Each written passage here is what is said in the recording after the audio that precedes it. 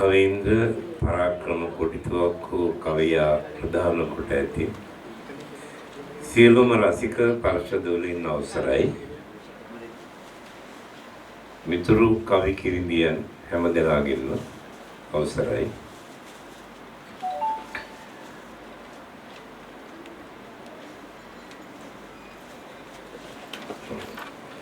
සමුද්‍ර වෙත්තසිංහ විසින් සංස්කරණය කරන ලද මා පිළිබඳව ලියවුණු එක්තරා කෘතියකට නම යෝජනා කරලා තිබුණේ පරාක්‍රම කොටිතුවක්කු කවීන්ද්‍රයා විසින්.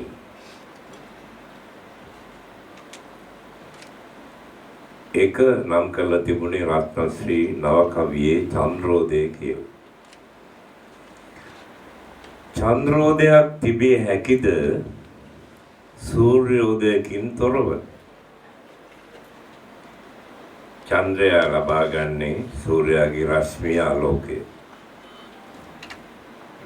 ඒ සූර්යයා තමයි අපට හිටියේ කාලේ පරාක්‍රම කොටිතුවක්කු.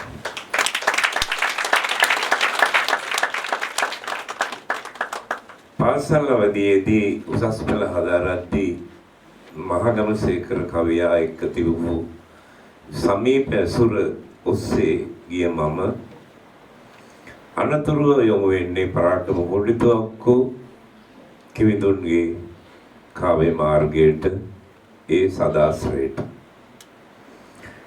1976 අවුරුද්දේ ජාතික තරුණ සේවා සභාව විසින් පවත්වන්නට යෙදුණු ප්‍රථම වරට පවත්වන්නට යෙදුණු සමස්ත ලංකා කාව්‍ය නිර්මාණ තරගාවලියට ආධුනිකයෙක් හැටියට මම කවි පෙළක් ඉදිරිපත් කළා. එතකොට මගේ වයස අවුරුදු 22ක් විතර.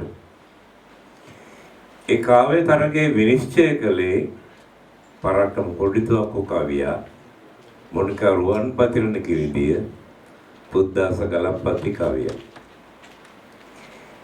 ඒ ජයග්‍රහණය හිමි වෙලා 1976 ජුනි මාසයේ රාජකීය විද්‍යාලයේ නවරංගහලේදී සිරිමා බණ්ඩාරනායක මැතිණිය අතින් තෑග්ගක් ලැබුණා. රුපියල් 150ක තෑග්ගක් ලැබුණා. එදා තමයි මම මුල් වරට පරාක්‍රම කොටිතුවක්කු කවියා සජීවීව දැකගත්තේ. ඔහු සමග කතා බහ කළේ, ඇසුර ආරම්භ කළේ.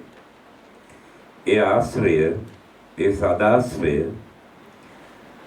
බොහෝ කාලයක් අප අතර ලියුම් ගන්න දෙන හැටියට, කවි හුවමාරු හැටියට පැවතුණා. අපි ඔහුගෙන් ඉන්ස්පිරේෂන් එකක්, ඒ කියන්නේ අනුභවයක් නැත්නම් අනුප්‍රාණයක් ලැබුවා. අපි ඔහු අනුකරණය කරන්න උත්සාහ කළා මුල් කාලේ. ඇත්තටම අනුකරණය කළා. පස්සේ තමයි අපේ ස්වාධීන මාර්ගවලට එළඹෙන්නේ. පරාක්‍රම ඒ කාලේ ලියනවා, නොවැළපෙමි ඔබ යන්න වැළප ඇති පළකින්ද ජීවිතයේ වැරදුනේ මෙතන විතරක් නොවේ.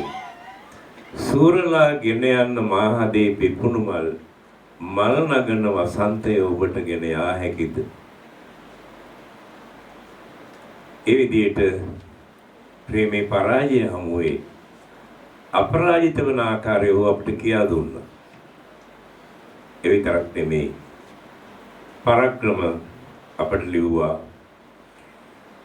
එක්තරා ගුරුවරයෙක් උදේ පාන්දර පන්තියේ නම් ලකුණු කරන වෙලාවේ ළමයෙක් ලියුමක් ගෙනත් දෙනවා ගුරුවරයා අතට. ඒ කුසුමාවති ඒ ලියුමේ ලියලා තියෙනවා මෙහෙම: කුසුමාවතිට තිබෙන සුදු ගවුම් දෙකම වේලා ගන්නට බැරි වූ නිසා ළමයා පාසල් යවන්නට බැරි විය. ඒ ගැන දඬුවම් නොකරන මෙන් ඉල්ලමි. ඊට පස්සේ කවිය පටන් ගන්නවා. අතකින් ලියුමගෙන අතකින් වේවැල්ගෙන බැලුව විට මගේ සිත පත්තු විය. කුසුමාවති ඔබට දඬුවම් දෙන්න හැකි කෙනෙක් මෙලොව ඇද්ද කියන්න මට. දඬුවමක් නියම කරන මුළු සමාජයටම කසපාරක් නියම කරනු ඔබේ නමට ගවුම් දෙකක් වෙන් කළාට ඔබේ නමට ගවුම් දෙකක් වෙන් කළාට එහෙම තමයි පරාක්‍රම සමාජයේ කියවන්න අපිට කියා දුන්නේ. ඒ කියවීම තමයි අපිට ජීවිතය හොයාගෙන ලෝකෙ මිනිස්සු අතරට යන්න පාර පෙන්නුවේ. ආරම්භක අවදියේම ඔහු චීන කවියක් පරිවර්තනය කරමින් තරුණි පත්තරේ පළ කරනවා මෙහෙම. කඳු මුදුනෙන් බිරිඳගෙන් කඳු මුදුනට කියලා. බිරිඳගෙන් කඳු මුදුනට කියලා. ඔයිතා මధుර භාෂාවකින් මිහිරි බසකින් ඒ පරිවර්තනය කරලා තිබුණා. පරිවර්තනයක්සේ නොහැඟෙන තරමට ලන්දේ උකුළු තලයට වී කන්ද හීන දකින්නේ කන්දේ කරට ඉහ තියලා පුංචි සඳක් නිදන්නේ මන්ද තොටිලි යහනේ මට නිින්ද තවම නොඑන්නේ චණ්ඩ මාරුතේ හිමසුලියේ ඔබ මුර කරන්නේ බිරිඳ කඳු මුදුනේ ඉන්න සැමියා මතා කියනවා චීන කවියගේ කවියක් වුණත් ඒක අපේ කටහඬට පරිවර්තනය කරන්නට පරාක්‍රම කවියාට පුළුවන් වෙනවා. ඔහුගේ දීර්ඝ කාව්‍ය මාර්ගය 972 පොඩි මල්ලියේ කෘතිය අකීකරු පුත්‍රගේ ලෝකය අලුත් මිනිහෙක් ඇවිත් 975 දී ඒ කෘතියෙන් පස්සේ ඔහු තේර තේරි ගාථා අපදාන පාළියේ රශ්මි කාව්‍ය සංග්‍රහය ඉන් අනුතරව බොහෝ කාව්‍ය කෘති පළ කරනවා. ඔහු ගද්‍ය නිර්මාණ කරන්නට එළඹෙනවා. කෙටි කතා සහ වෙනත් ජනතාව අමතා කතා කිරීම වලට එළඹෙනවා. පරාක්‍රමගේ ජීවිතය කියන්නේ හරි අපූර්ව එකක්. ඔහු අපට අනුප්‍රාණය දුන්නා විතරක් නෙමෙයි ඔහු අපට කියා දුන්නා beauty save the world කියලා. සෞන්දර්ය ලෝකය ගලවා ගනී කියලා. ඒක සොල්සෙනිට්සන්ගේ කියමනක් තමයි. නමුත් අපට මතක් කරලා දුන්නේ පරාක්‍රම.